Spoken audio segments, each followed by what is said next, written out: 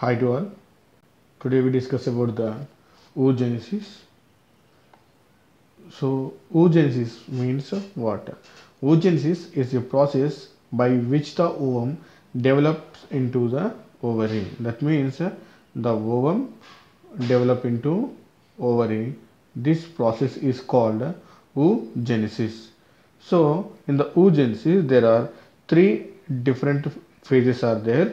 One is the multiplication phase, another one is the growth phase, another one is the maturation phase. So orally this oogenesis is a complicated process when we compare with the spermatogenesis. This is the very complicated process, and here this oogenesis will be divided into three phases. One is the multiplication phase, growth phase, and maturation phase. First one, multiplication phase. The germinal epithelial cells of the ovary completely detach themselves, and also these are germinal epithelial cells are reached to the cortex of the ovary. Okay, these germinal epithelial cells of the ovary detach themselves, and also they reach it to the cortex of the ovary. Now these cells are called primordial germ cells. Here these primordial germ cells are divided repeatedly by the mitosis process, and they form oogonia or egg mother cells. Due to the continuous mitotic divisions, several cells are formed. Those cells are called oogonia or egg mother cells, and furtherly this oogonia also divided by the mitosis, and these formed primary oocyte. Multiplication phase means the germinal cells which are present in the ovary, these cells are detach themselves from the surface, and these cells will enter into the cortex of the ovary. So when these germinal epithelial cells are reached to the cortex of the ovary, now these cells are called primordial germ cells. These primordial germ cells divide repeatedly by the mitosis process, and during this mitosis process here several cells are formed. These cells are called oogonia or egg mother cells. Furtherly, these oogonia again divide repeatedly by the mitosis, and finally it gives primary oocytes. That means when the divisions are completely stopped, at that time several cells are formed. These cells are called primary oocytes. It is present in the diploid condition. Second one, growth phase. Growth phase means the oocyte increases in size. That means the oocyte size will be increases during the growth phase. Nutrients and other materials necessary for development of the embryo are synthesized. Due to the substances accumulated in the cytoplasm, means the oocyte will be increases considerable in size. So here in frogs the young oocyte size is 50 microns in diameter, and the mature egg ranges from 1000 to 2000 microns in diameter.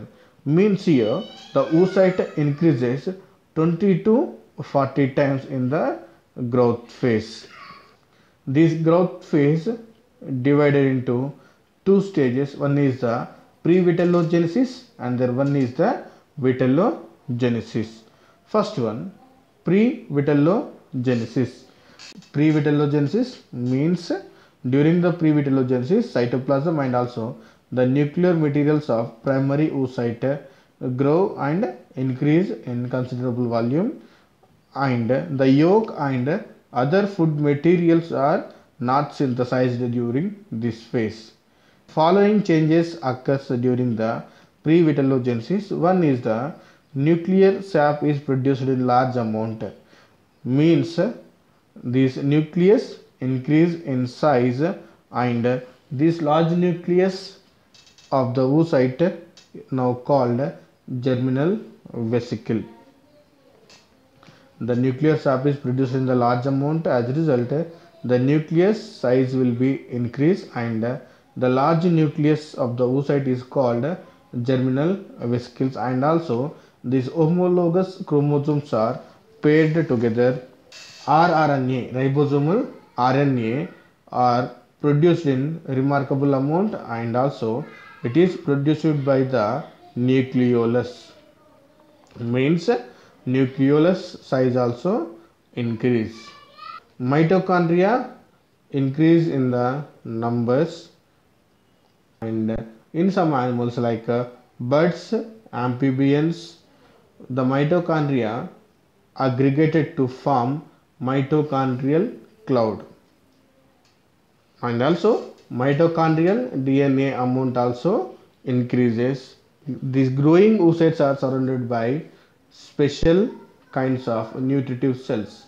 These growing oocytes are surrounded by special kinds of nutritive cells. Here, these are two types of cells are there. One is the follicle cells, another one is the Nasu cells. So, in follicle cells are present in the chordates. That means the developing oocyte surrounded by follicle cells, and nurse cells present in the annelids, insects, molluscs, etc. So here the oocyte surrounded by addition to follicle cells by a special type of cells called nurse cells. So here follicle cells are surrounded the developing oocyte, and here also these nerve cells also surrounded developing oocyte. During the pre-vitellogenesis, several changes are occurs. One is this nuclear sap produced in large amount.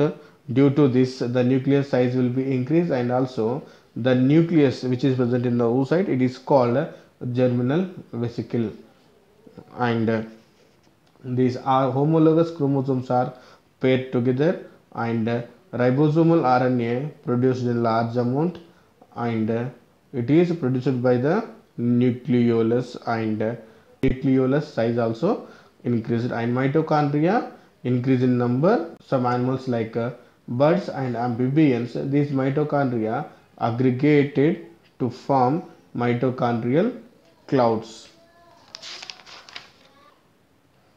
Next one, vitellogenesis.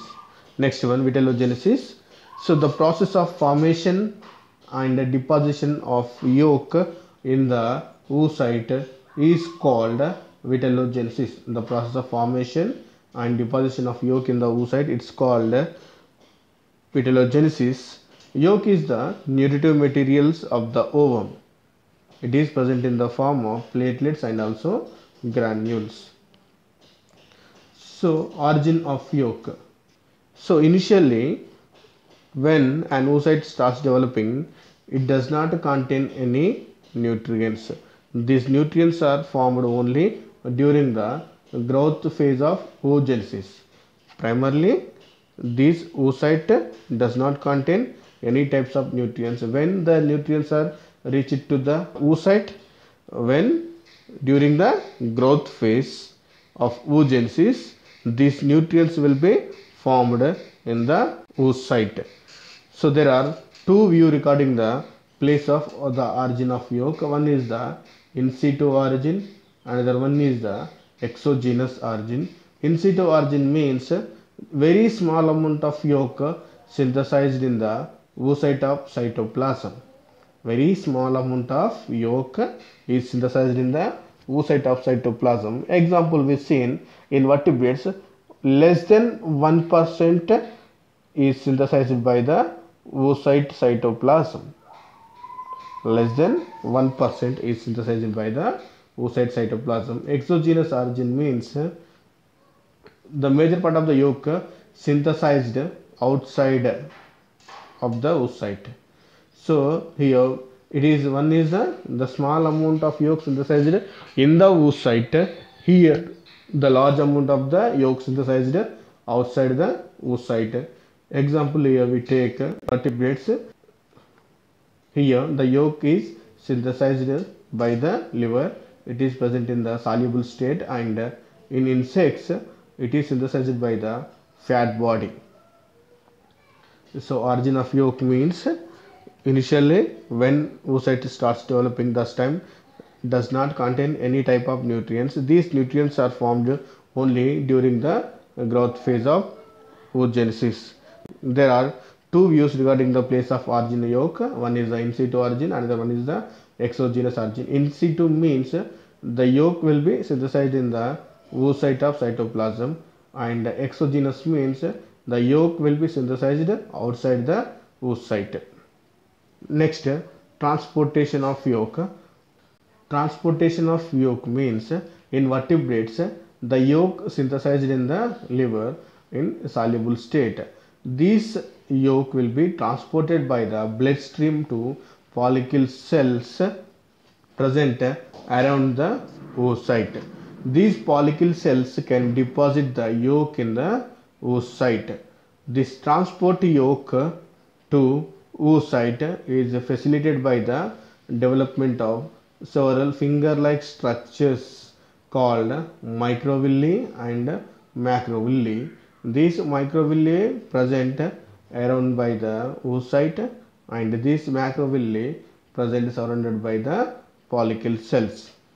And the deposit of yolk and other nutrients like lipid and glycogen, etc.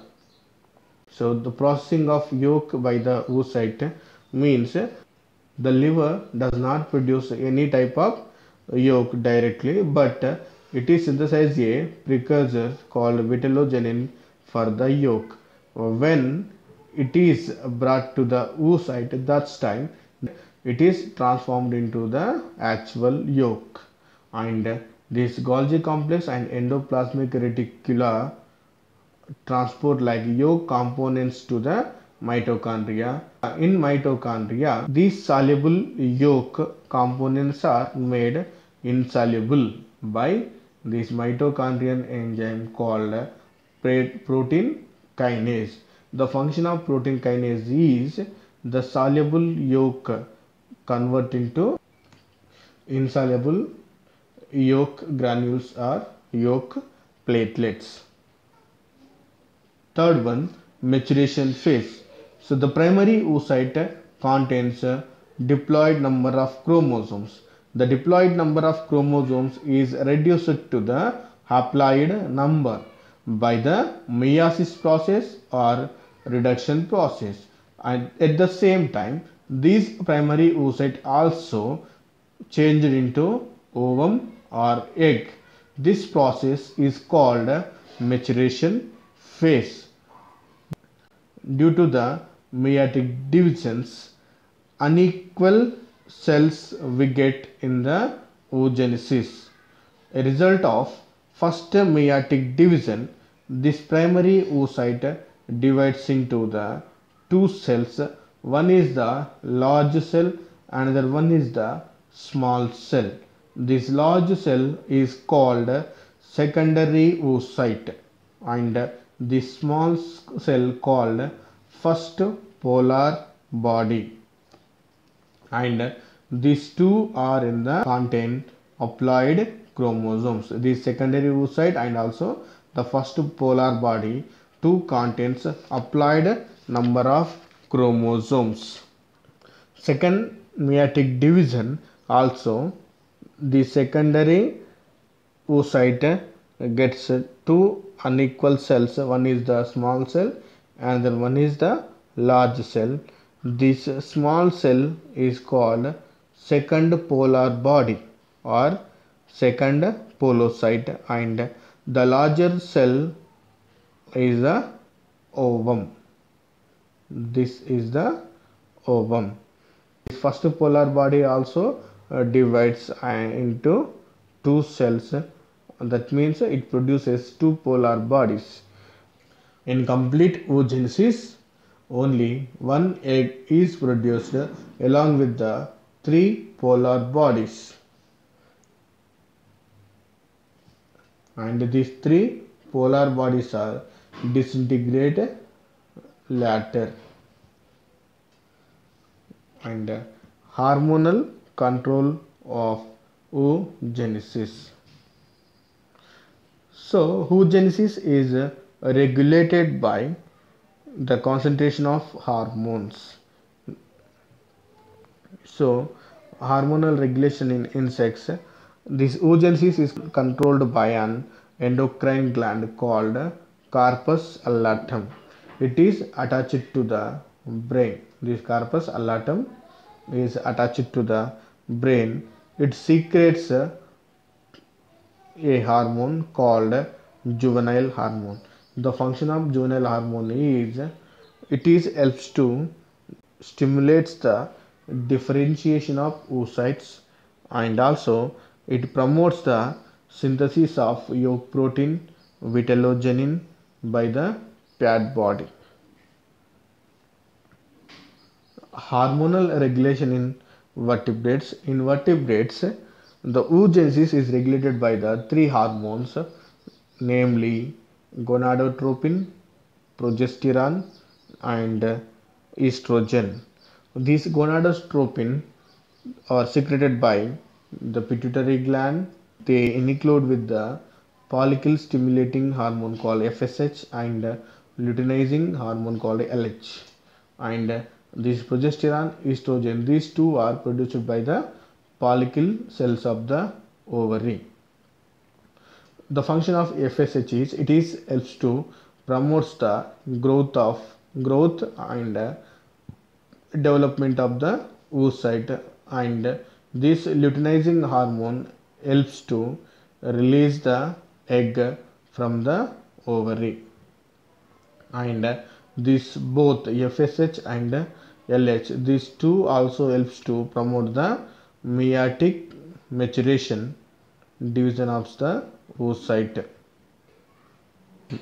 Hormonal control of oogenesis in insects. This corpus allatum is controlled the hormonal regulation in insects. It is attached to the brain and it secretes a hormone called juvenile hormone. The functions of juvenile hormone is it helps to stimulate the differentiation of oocytes, and also it helps to promote the synthesis of yolk protein and vitellogenin by the pad body.